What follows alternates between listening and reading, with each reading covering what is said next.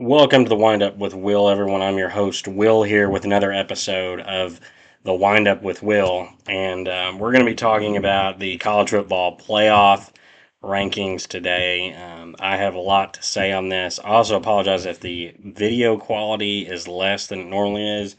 I think my normal camera has finally gone out. I was having issues plugging it in, then it wouldn't film a while ago, so I might be in the market for a new camera. So I'm just recording it straight off of the camera on my laptop here.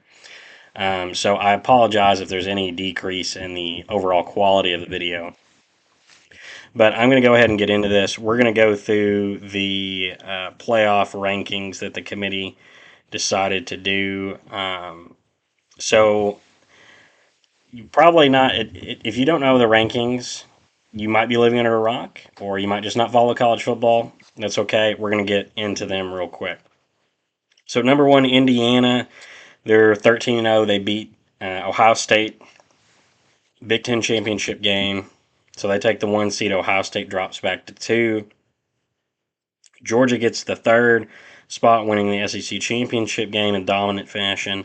Texas Tech gets the 4 seed, winning the Big 12 championship over BYU in dominant fashion. Oregon gets the 5 seed. I think they're maybe slightly overranked. They did finish the season pretty strong, and I think they're a talented team, so maybe they are deserving of 5.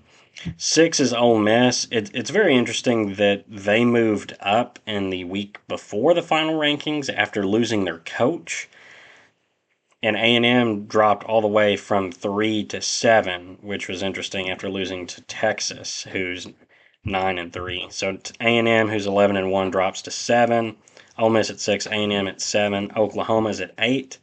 Alabama, who is in the SEC title game and got killed, stays at 9.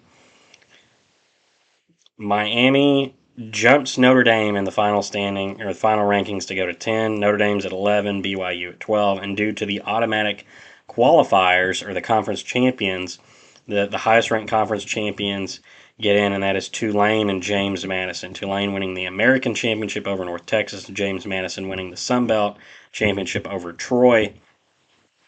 And Duke threw this in a little bit into whack, winning the ACC at 7-5. How they got in that conference championship game is crazy. They had that many losses out of conference and still get into the ACC championship game. They beat Virginia, and because Duke's not ranked, the 2 highest ranked conference champions left remaining are Tulane and James Madison, and they take the 11 and 12 seeds, knocking Notre Dame and BYU out, which to me, I've heard people complaining about that of, well, the group of 5 shouldn't be in. And to me, I just think that's a weak argument because, one, that you knew that this is a possibility, and it's what the rules are. It's the 5 highest ranked conference champions get in. Sorry, I'm going to readjust my seat. I'm not quite in a comfortable position. Um, you knew it's the 5 highest ranked conference champions get into the playoff.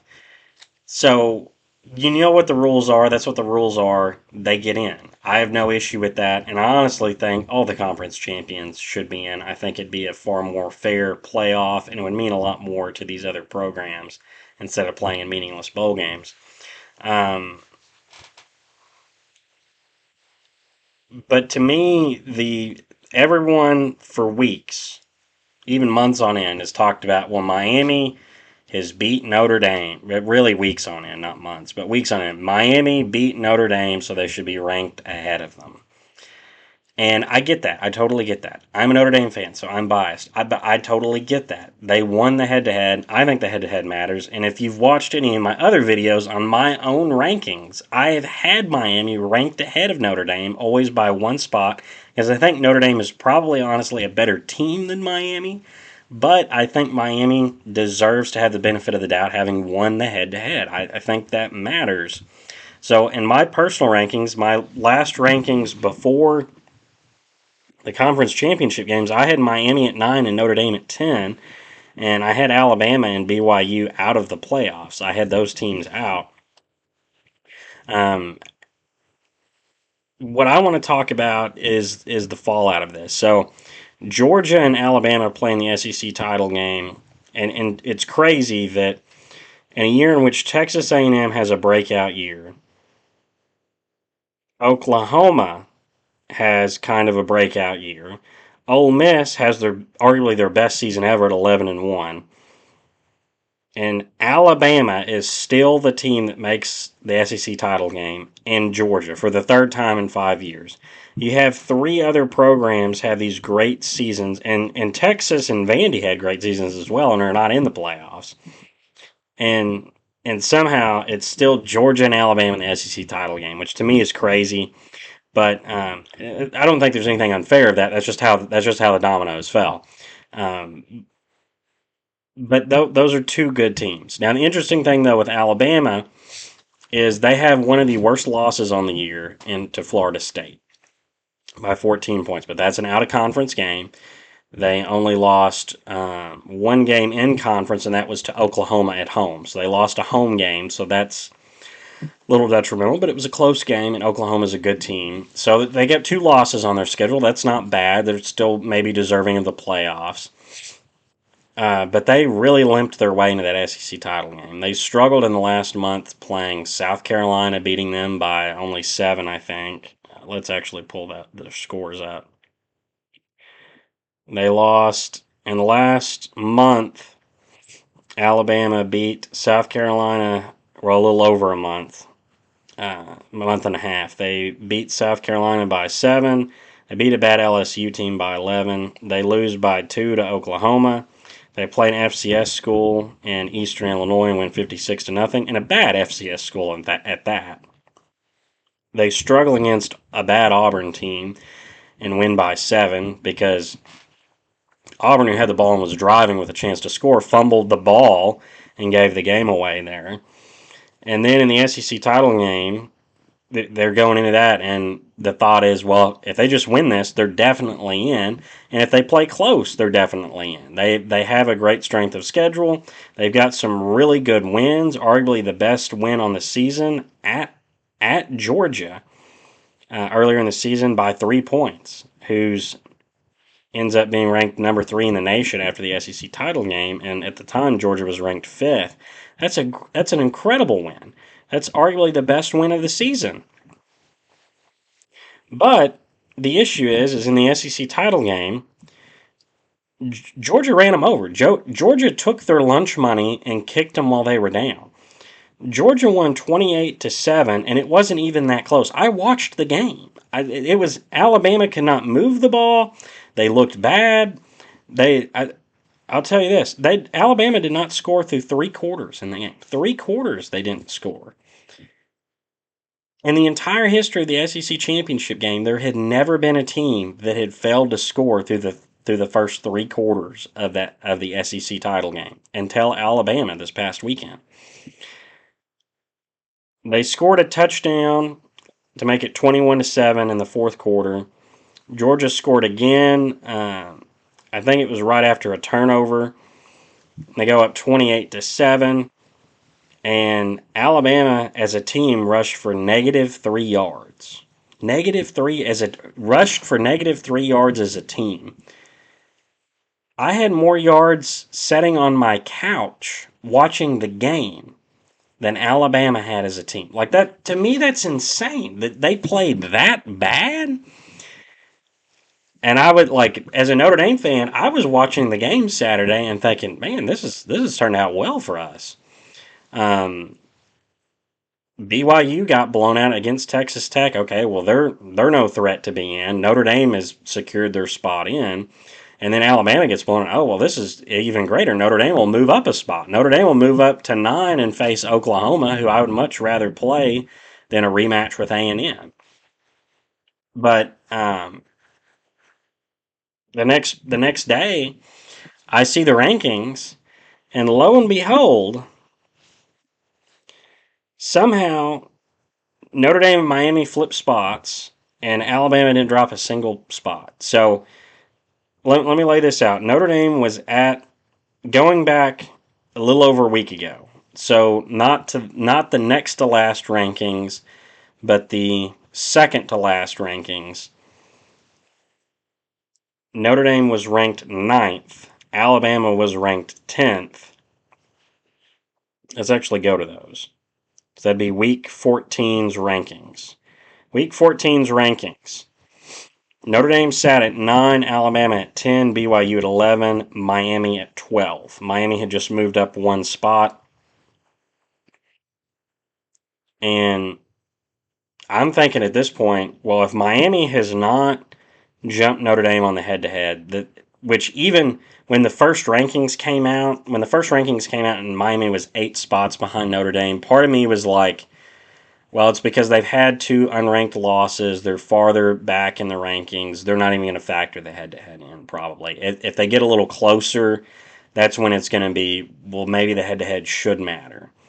And that might be when they flip Miami Notre Dame, or they just move Miami up more spots, like an overcorrection of, well, we had them ranked too low.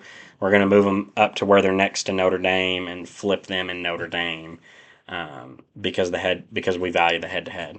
But for an entire month, the committee said basically that the head to head did not matter, by just continuing to have Notre Dame ranked ahead of them, ranked a few spots ahead of them. And it was like, well, I guess they don't care about the head to head. I guess they just think Notre Dame's the better team. And on the way Notre Dame had played throughout the year, and the fact that Notre Dame's 2 losses were combined 4 points to 2 really good teams in Miami and Texas A&M. Well, Miami's losses were not as bad as some people made them out to be. Losing to, and I'm going to give Miami credit for this. Louisville's a good football program. The last, I don't know, 10 years or so, Louisville has turned itself into a decent football program. They produced a Heisman level quarterback in Lamar Jackson, which I know, yeah, that was like 8 years ago, 7, 8 years ago. But they're a decent program. Just a couple years ago, they were in the ACC title game playing Florida State. They nearly made it back there last year, and this year they had a really good chance of getting into it. They just fumbled a lot of games, close games away that they should have won, like against California. I think they lost to Clemson in a game where it was just a messy game. Louisville's a better football team than you think. Them and SMU, the 2 teams Miami lost to, those are arguably top 40 teams. I would say they are top 40 teams. They're maybe not quite top 30, but they're on the edge there. I mean, they're quality teams. They're not ranked, but they're not horrible teams like some people made them out to be. But they technically are unranked, so it's not as high quality of a loss as Notre Dame's. So, and Notre Dame, if you just watch the games, looked incredible playing. And when people say, well, the teams they play weren't any good. Yeah, some of them weren't, but USC was good. Pitt was good. Pitt was so good, people were picking them to upset Notre Dame. They were saying, well, that's a track game. Pitt's a really good football program. They could beat Notre Dame. And then Notre Dame runs them over, and everyone's like, well, they're not that good a team. Well, because just like the logic of what people said about teams like Tennessee and Missouri and whatnot, of, well, they got beat so bad they dropped from the rankings. Well, that's what Notre Dame did to Pitt. They were ranked when they played. Um, Notre Dame played really well. They controlled the ball. The offense was great. Jeremiah Love's one of the best players in college football. He's a Heisman finalist. The defense improved as the year went along, where they ended up having a ton of turnovers. Where the first 2 games they struggled a little bit with Miami, but they really struggled with Texas A&M in that game. But they really improved as the year went along. Notre Dame dominated. The defense got where it was hardly giving up any points. And if you just watch the game, Notre Dame passed the eye test. A lot of the advanced metrics had Notre Dame ranked pretty high. The ESPN's own Football Power Index had Notre Dame third in the country, behind only Indiana and Ohio State. So Notre Dame, by a lot of measures, was a really good team, and I think they're a better team than Miami. But the head-to-head, I think, does matter to an extent. I think it should matter, and which was to me confusing why the committee didn't value it for so long. But for an entire month, they didn't. That didn't matter. They didn't care about it. It was Notre Dame. We like what you're doing, and the fans and the media and the coaches and the players are all like, well, if Notre Dame just wins out, they're in. It's that simple. Well, Notre Dame does win out. From the Week 14 rankings on, the next week, Week 15, Notre Dame plays Stanford. So in week 14, they play Syracuse and win 70-7 and stay at the 9 seed, which is understandable. No one in front of them lost. And then in week 15, they play Stanford and beat them 49-20. And Stanford's last two touchdowns in that game to get it to 20 were in garbage time when the backup uh, defense is in, and Stanford has got a quarterback in that's not played a ton, and they're trying to score points to make it close and to give some of these seniors a send off. And Notre Dame's not really trying at that point, but they still nearly win by 30. Whereas Alabama in week 15 struggled against Auburn, 27-20. But after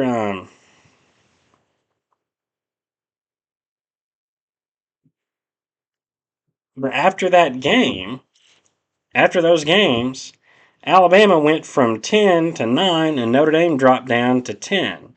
Notre Dame nearly won by 30. It was a bad team in Stanford, but it was a 30-point win essentially, and it really should have been more if the starters had stayed in. It would have been more. And Alabama struggled against a bad Auburn team and went ahead of Notre Dame. But that doesn't make any sense. That if any of you out there would say, well, that doesn't make any sense. Why would they do that? That's clearly illogical. But the committee chair came out and said, well, Alabama looked good rushing. They got a gutsy win. What does that have to do with where they're ranked? No, somehow that's better than Notre Dame running over a bad team. Barely beating a bad team in the SEC is better than killing a bad team from another conference. I don't see the logic there, and that doesn't make any sense. And to me, that was when I think I even mentioned it in my last video of, is this the committee preemptively moving Alabama up to save them from falling out of the playoffs if they lose the SEC title game? Is that what are they doing this to protect Alabama? Or are they doing this to get Notre Dame and Miami closer to flip them? What is the logic in moving? There's no logic there. There's no logic in moving Alabama up after barely beating Auburn. And Notre Dame drops after killing Stanford. That doesn't make any sense. If anything, both of them should have stayed exactly where they were. Notre Dame at 9 and Alabama at 10. Well, then in the most recent rankings, Notre Dame didn't play. Miami didn't play because the ACC's crazy tiebreakers for their conference title game. Alabama gets killed, rushes for -3 yards, loses 28-7, and they don't drop a spot. Notre Dame proceeds to drop one spot because BYU gets killed. They're a buffer between Miami and Notre Dame. They get killed and drop behind Miami. Well, Miami and Notre Dame are right next to each other now. Okay, well, the head-to-head matters now, so we're going to flip Miami Notre Dame. That doesn't make any sense. Why is BYU the buffer? Why does it matter? And if that's the case, that shows you why Alabama moved up, because it made it where Notre Dame and Miami are closer to swap them. It reeks of corruption. It reeks of bias, SEC bias, and all these media talking points. And I've heard fans. I've had some arguments with people over this. Why is it that? And I've heard people say, well, you can't punish the team that played in the SEC title game for losing that game. Why not? Why can't we punish them? Well, because it wouldn't be right. They're the team that's the runner up in the best conference. You can't drop them. Okay, and what rule says that? There is no rule that says it. It's just your opinion.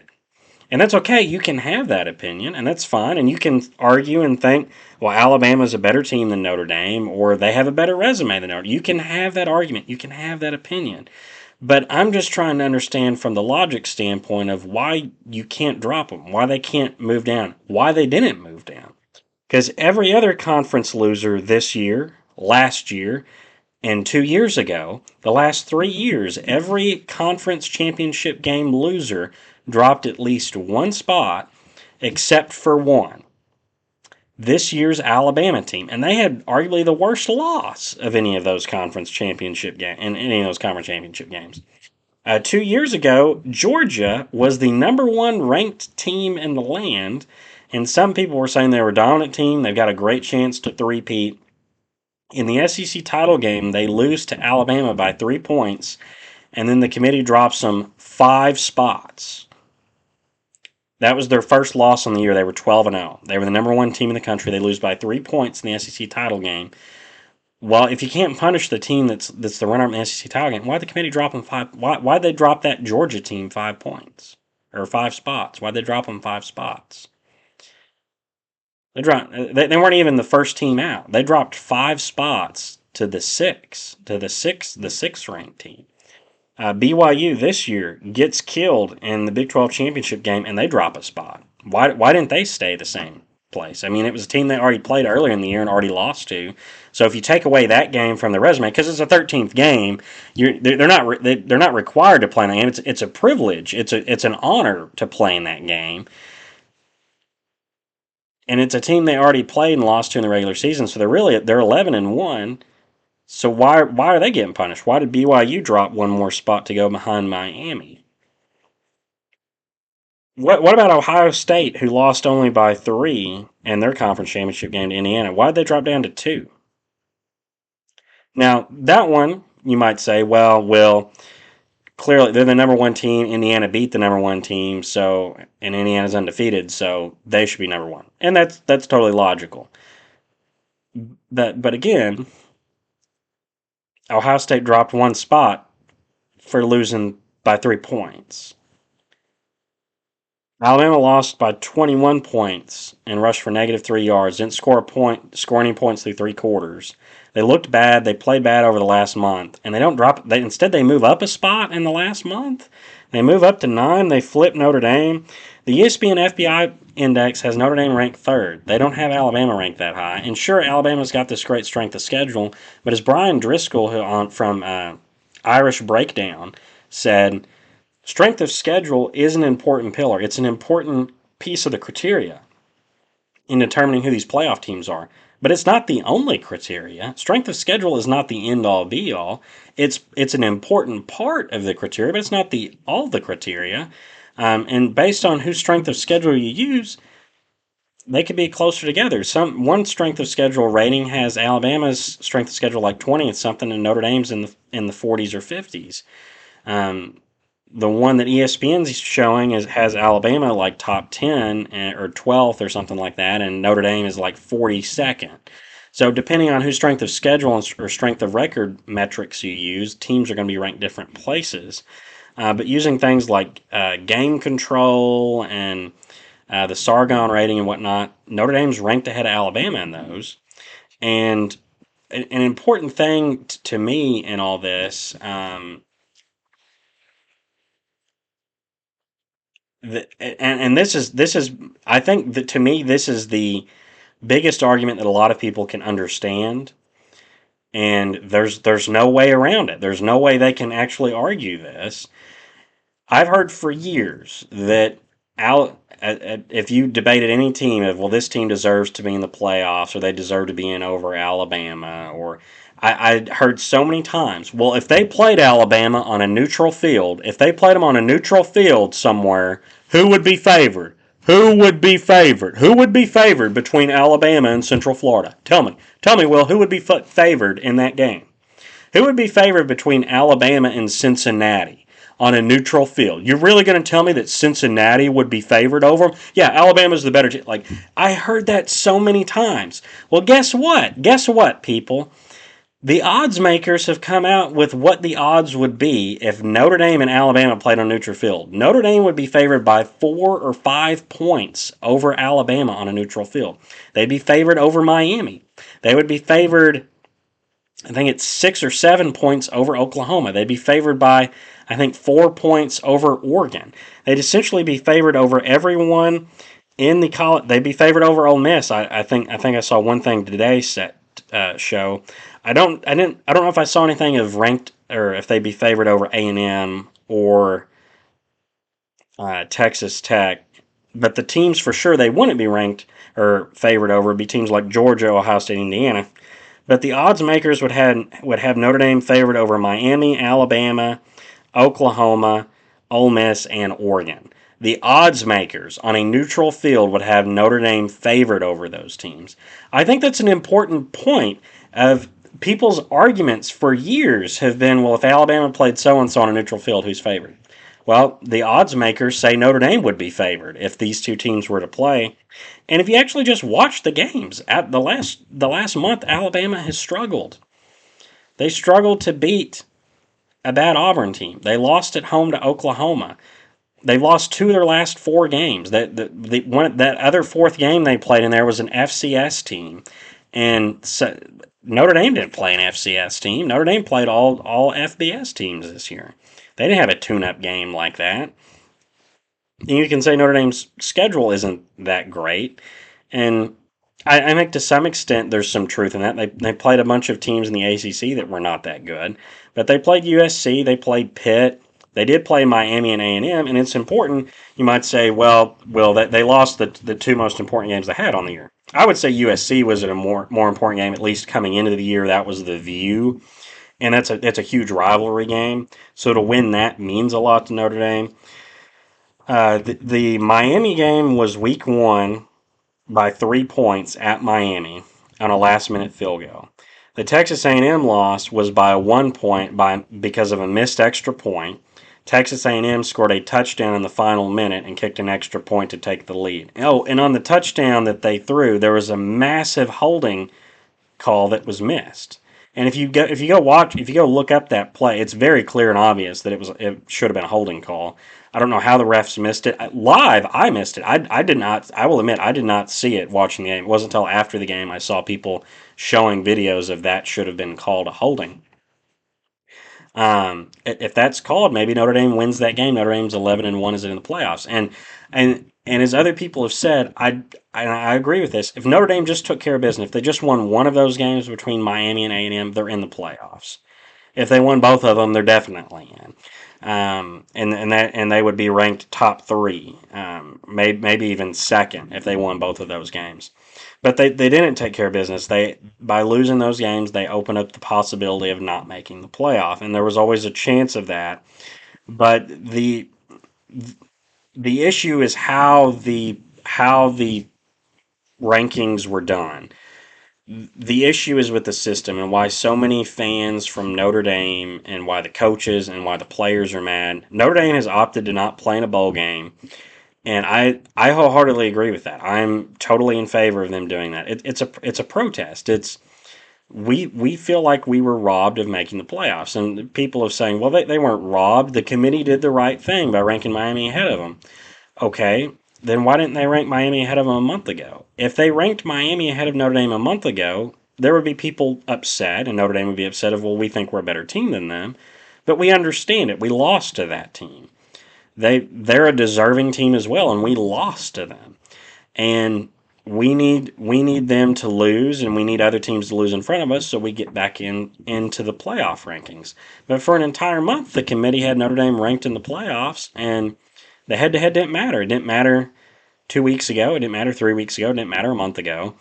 And all the way up until this last rankings, that all of a sudden, while they're next to each other, because of the teams, the way that they're ranked, we're going to flip them now. Well, the committee's the one who determines where the teams are ranked.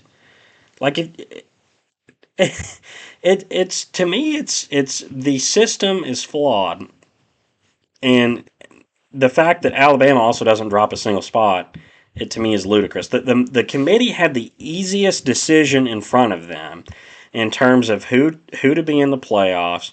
It was to take Miami and Notre Dame because the committee had their out. BYU got killed.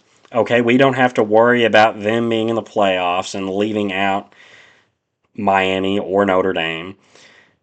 Well, then Alabama gets blown out. Okay, well there's your answer. Alabama's out now too. Miami and Notre Dame both should be in, and that's what I feel. I think Miami and Notre Dame should both be in, and I don't know how Alabama is. And people will just beat the drum and say, well, they're in the SEC. They play a tough schedule. Again, Notre Dame would be ranked. Notre Dame would be favored over them, and on a neutral field, Notre Dame would be favored over Alabama.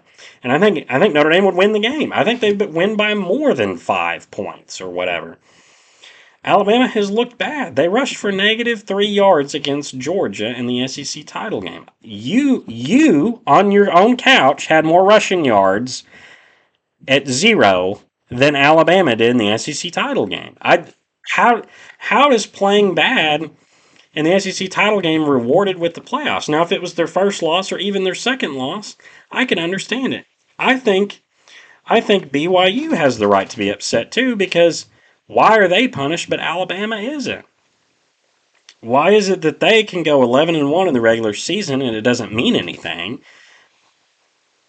and they're not even ranked in the top 12, and they have a great resume. They have the most wins against any with teams with a winning record in all of college football. But apparently that didn't matter to the committee. I think BYU has the right to be upset about that. Their only loss in the regular season was to a team that the committee has ranked fourth. It was a blowout loss, but it's the team they have ranked fourth. Um, People continue to talk about that Miami beat Notre Dame week 1. That's fine. Again, like I said, the head-to-head matters. But where are the people that talk about Alabama losing week 1 to Florida State by 14 points? That's one of the worst losses on the year. And somehow that doesn't hurt Alabama's resume. That doesn't get brought up. Everything I've heard the last month has been, well, Miami beat Notre Dame. What about Florida State beating Alabama? How does that not matter? How does that not affect Alabama more? Now, I know Alabama had a great middle stretch of the season where they beat 4 ranked teams. But 2 of those teams aren't ranked anymore. In fact, they're probably comparable to Louisville or SMU. And you might say, well, they're SEC teams. They're clearly better than those teams. Are they? In the middle of the year, Alabama went on the road and won at Georgia. That's a great win. That's the best win of any team of the year. It's crazy that Alabama has the best win on the year, but also 2 of the worst losses on the year. Especially probably the worst loss to Florida State by 14 points. Florida State's horrible. If Notre Dame lost to Florida State week 1, that would almost sink their season. Maybe not sink their season, but if they lost to this Florida State week 1, they wouldn't make the play. Notre Dame wouldn't make the playoff with a second loss. That's a bad loss. Alabama wins on the road at Georgia. That's an incredible win. They then beat Vanderbilt at home by 16 points. Vanderbilt's a team that's on the bubble of making the playoffs. They're a 10-2 team in the SEC. That's a great win for Alabama. Vanderbilt had a phenomenal year. They win at Missouri by 3 points, who was ranked 14th at the time. And they went home by 17 points over 11th ranked Tennessee. Missouri and Tennessee are not ranked anymore. Both of them, what are their records? Both of them went 8-4. They went 4-4 in the SEC, and neither one of those teams had a winning record. Neither one of those. They had a winning record. They both went 8-4. Neither one of those teams won a game over a team with a winning record on the year. An FBS team. I think Tennessee beat Eastern Tennessee State, who made the playoffs in the FCS or something like that. But that's an FCS team. Of the FBS teams that those teams played, they didn't have a win against one of them that had a winning record. I really don't know how good, and I said it earlier in the year, Tennessee had beaten no one. They struggled against Arkansas, the worst team in the SEC. Arkansas went 0-8 in the SEC, and Notre Dame beat Arkansas 56-13. Ole Miss struggled with Arkansas. Notre Dame beat Arkansas 56-13. Notre Dame scored 40 points in the first half at Arkansas. No opponent of an SEC team had scored 40 points in one half at an SEC team in the last 30 years. And you go, well, Will, Arkansas is not that good of a team. Okay, then why don't you talk about how Ole Miss barely beat them? Why don't you talk about how Tennessee barely beat them? Well, that doesn't fit your narrative, because when you talk about Ole Miss beating them and Tennessee beating them, well, that's a close game. That just shows how deep the conference is. I thought you said they were a bad team. Well, they're a bad team when Notre Dame plays them, but when an SEC team plays them, that's a hard fought win. It all it is narrative, and I'm sick and tired of the SEC bias. That's the only reason Alabama's in is Alabama bias, SEC bias. I'm just sick and tired of Alabama making the playoffs and being this golden goose that can't ever be punished, that can't ever miss the playoffs because it would just be unfair. It would just be unfair for Alabama to miss the playoffs. And I'm sorry if this video's gone on for a long time. I just have strong opinions on this. I'm upset about this. It has been a horrible week for me in terms of sports. So my emotions are a little high at the moment. To me, it's just illogical. Alabama has two really good wins and against Georgia and Vanderbilt. That's true, but they have a horrible loss to Florida State. These two other ranked wins that people keep quoting, Missouri and Tennessee are no longer ranked, and neither one of those teams beat a team with a winning record the whole year. All the good teams that Missouri and Tennessee played, they lost to. How can you say that those teams are good quality teams? I don't really know how good those teams are. Because again, all the good teams they like you talk people talk about the only two teams Notre Dame needed to beat all year they lost to. That's not true. They beat Pitt, they beat USC. Both of those teams were ranked when they played them. Navy had a chance to go compete for the American Championship and were nearly in the American Championship game. And if that were the case, Navy could have ended up being the team in the playoffs. They had a chance for that. Boise State won their conference. Notre Dame beat them. And you might say, well, they're a group of five team, doesn't matter. Still beat one of the better group of five teams. It's not like they went and played Eastern Tennessee State or Eastern Illinois like the SEC schools played, an FCS team. They played a quality FBS team that mind you, was in the playoffs last year. So to act as if Notre Dame played no one and they didn't win any meaningful games, um, to me is a little ludicrous. And the way they blew out all their opponents, they blew out these teams that you say, well, they should beat them. Well, they blew those teams out. They didn't just beat them; they blew them out. Some of these SEC teams struggled against the worst teams in their conference. Texas struggled to beat Mississippi State and Kentucky. Kentucky should have beat Texas. Are you really going to say Kentucky's a good team? Kentucky's a horrible team. So bad that they fired their coach, who had a huge buyout that they didn't want to do. So the SEC is not this golden sacred cow of, well, it's just better than every conference. Is it? From year to year, for over the last 20 years, it probably is the best conference. It's had the most national champions, but does that just automatically make it the best conference every year? That every team in that conference is this great team? No. That's not looking at things consistently or using context. That's just being completely biased of, well, the SEC is good. Oh, okay. Based on what? Based on you think it's better than other conferences? And I'm not saying the SEC isn't a good conference or that it's not the best conference or that it's not the best conference this year. It's just that this idea that teams in the SEC can do no wrong. A loss for them is a quality loss, but a loss for anyone else is a bad loss. I don't get that. Alabama gets blown out and doesn't drop a single spot. Any other team would. I've said this all week of if BYU were in the same spot as Alabama, they had a horrible loss to start the year to Florida State. They lost a game to a playoff team in the middle of the year, and then played in their conference championship game and got blown out. Do you think BYU would make the playoffs with three losses and two of them being blowout losses? Two bad losses? Do you think BYU would make the playoffs? Honestly, do you think BYU would make the playoffs with three losses, two of them coming in blowout fashion? No. If you're honest, you would say no. So why does Alabama get to? Well, Will, they played in the SEC. What does that have to do with anything? Well, they played a tough strength of schedule. Again, that's not the end all be all. There's other things that matter. Part of that's the eye test, and For the last 12 years, the committee has talked about getting the best teams in. Notre Dame is one of the best teams. If you watched them play, if you looked at the advanced metrics, you look at the fact that they have a Heisman candidate, you look at the fact that they have the best quarterback that they've had in years, the wide receiving core is better than ever. The defense has massively improved over the year. Notre Dame has played better. Alabama's played worse the last month. They've not played good. They lost 2 of their last 4 games, but they don't drop a single spot. In fact, they move up in that time. It doesn't make any sense. It is complete garbage, and the fact that so many people in the media are pushing this and pushing, well, Notre Dame's just crying and whining, and them choosing not to play in a bowl game's ridiculous.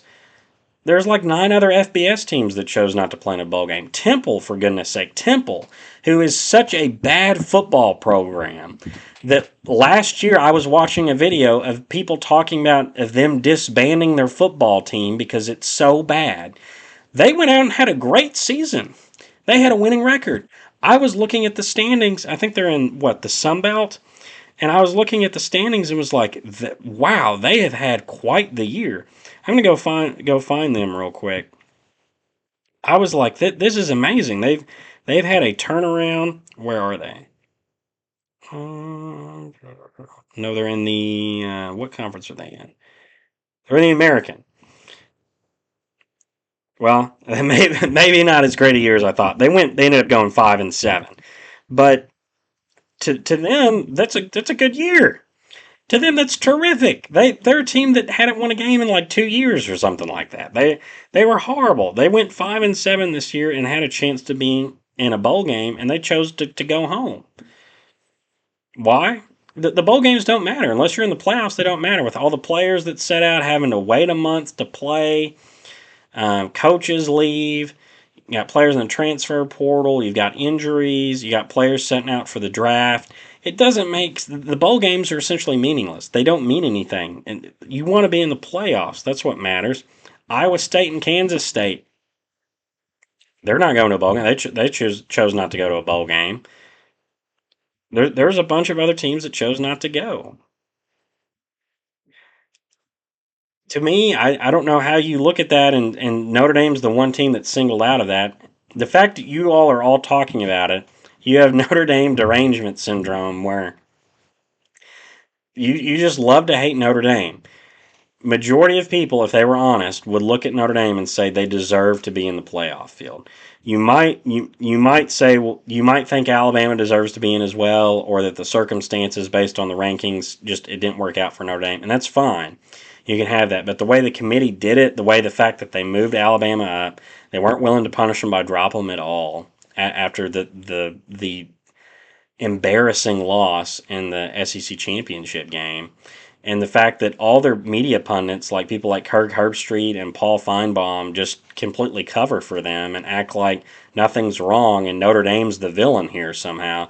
It's illogical. It's shameful, and it's really unfortunate this robbed Notre Dame of the playoffs, and why the fans and the players and the coaching staff feels robbed. The players were the one who voted not to go to the bowl game because why would they go play? It wouldn't be the same team. They're a good enough team that they have guys that are going to be drafted in Jeremiah Love, Jadarian Price. You're going to have guys that are going to choose to set out to get healthy, to prepare for next year. So it's not going to be a completely the same roster. And the same thing happened to Florida State a couple of years ago. They went 13-0 and got left out. And they had over 30 players set out the game, and they get killed by Georgia. And everyone and their mother was like, see how they got blown out? Shows they didn't deserve to be in the 14 field. They wouldn't have been any good. Well, why would Notre Dame let that same scenario happen to them of choose to go to a bowl game, have half your maybe not half your roster, but have a good portion of your roster set out and get killed and look bad? It's illogical, and it's not the same team that's been on the field, and you don't want to lose the momentum and have that hanging over you and the dread of having missed the playoffs. So to let their voices be heard is to say, hey, we're not going to the playoff. We're not going to the playoff because you chose not to put us there. We feel robbed on this. We're going to make our voices heard and not play in a bowl game. Why would we give ESPN, who's running the bowl games, who's televising them. Why would we give them money by choosing to play in the bowl game? We're one of the biggest brands. Why would we go play in a bowl game and give them money when ESPN runs the college football playoff essentially, and we didn't make the college football playoffs, and they're covering for Alabama and Miami the whole time and pumping those teams up. So to me, it just stinks of corruption. The whole system's broken, and there needs to be some serious change. And if anything, I think this is strong motivation for next year for Notre Dame. Win every game, get in the field, and go kick everyone's rear end. And I could talk about this forever, but I'm gonna have to cut the video here soon. I've been talking for 45 minutes on this issue. It's something I'm super passionate about. I'm probably going to end up losing my voice over this. I feel like I've been talking to a brick wall. Um, I'm just I'm just so fed up with this, and I just needed to get this off my chest. This is absolutely ridiculous that Notre Dame is not in the playoffs.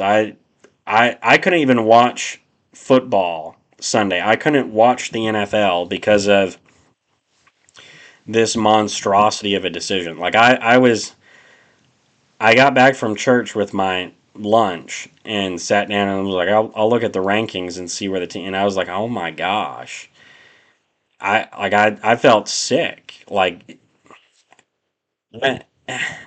it's just crazy that for a month head to head doesn't matter, and that Alabama you can play bad and you can still get in. I guess if Alabama goes 7-5 next year, they'll make the 16-team playoff because they played a tough schedule. It to me, it's just bias, and I'm just sick and tired of it. And there's going to be some fallout from this, and I really hope that we see some changes with the committee and how it's structured and how they rank teams, and at least have some solid criteria. And I also really hope that Notre Dame wins it all next year, just to shove it in everyone's faces. That's all I've got for this video. I'll see you guys in the next one. Bye bye.